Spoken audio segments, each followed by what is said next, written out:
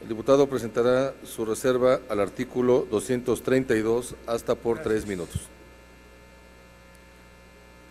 Gracias, presidente. Los derechos federales son recursos que cubren los costos que implica para las autoridades la prestación de determinados servicios, pero también constituyen un instrumento básico de la política económica para fomentar el desarrollo y la equidad de la economía.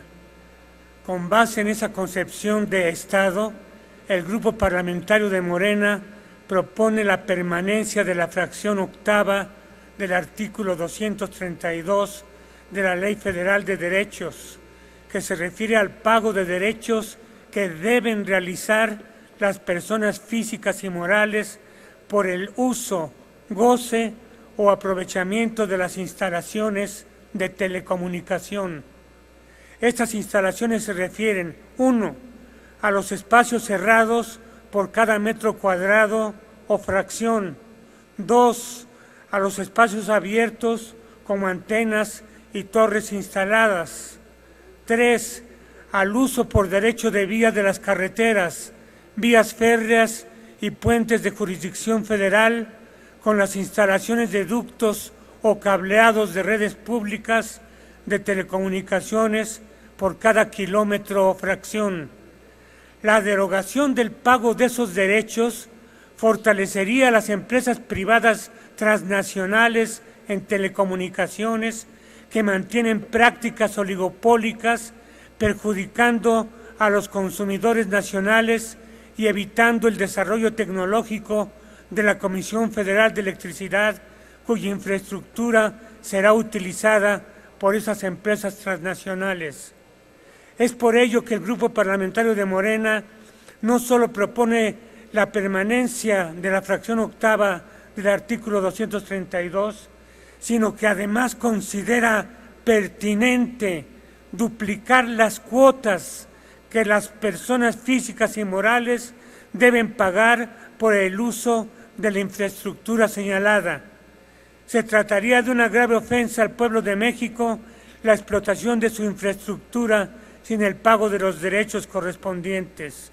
Asimismo, Morena sostiene que la fracción novena de este artículo 232, relativo al pago de derechos que deben realizar las personas físicas y morales por el uso o goce de postes, torres o ductos o bienes similares para la instalación de cableado de redes de telecomunicaciones, no debe derogarse y que la Comisión Reguladora de Energía no deberá emitir disposiciones que contravengan a esta fracción en las disposiciones respectivas en términos de la Ley de la Industria Eléctrica. Le ruego, señor presidente, poner a votación. Gracias, diputado Caballero Pedraza. Consulta a la Secretaría, a la Asamblea en votación económica, si se admite al artículo 232 presentada por el diputado Caballero Pedraza. En votación económica se pregunta a la Asamblea si se admite a discusión. Las diputadas y los diputados que estén por la afirmativa, sírvanse manifestarlo. Las diputadas y los diputados que estén por la negativa, sírvanse manifestarlo. Señor presidente, mayoría por la negativa. Se desecha y se reserva para su votación nominal en conjunto en términos del dictamen. Tiene la palabra el diputado Virgilio Dante Caballero Pedraza para presentar su propuesta de modificación al artículo 239 hasta por 3 minutos. Adelante, diputado. A partir de la Ley de Telecomunicaciones y Radiodifusión, publicada el 14 de julio de 2014, producto de la reforma en materia de telecomunicaciones de la actual administración, se hizo un reordenamiento de la clasificación que había para el otorgamiento de permisos para el uso del espacio radioeléctrico. Anteriormente estaban consideradas permisionarias y concesionarias, pero no se contemplaban las radios comunitarias. Con el nuevo ordenamiento, ahora todas son concesionarias, pero se dividen en las que son de uso comercial, público y social. Las de uso comercial pueden cobrar por la venta de publicidad y la venta de diversos productos asociados con otros medios y la multiprogramación. Las de uso público son aquellas que están en manos de la Federación, estados, municipios y universidades públicas. Y las de uso social son aquellas que están en las comunidades y en los pueblos indígenas.